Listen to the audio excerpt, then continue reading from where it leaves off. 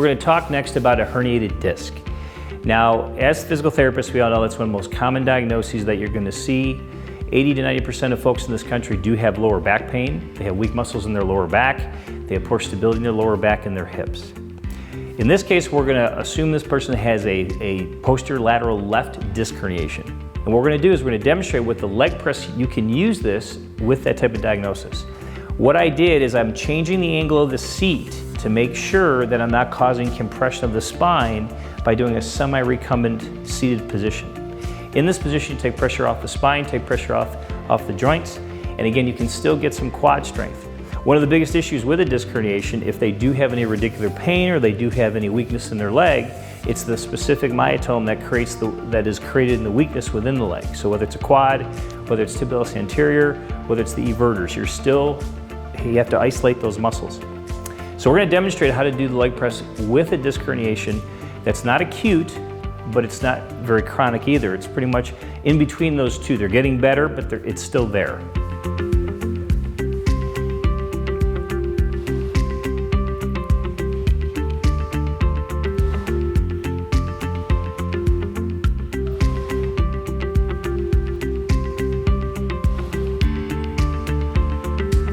One of the unique features of this leg press is you can totally lay it down and you can have a person lay on their back and they can perform the leg press without having a lot of compression on their spine.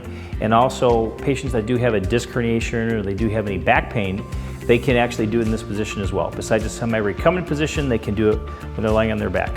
So we're going to demonstrate that.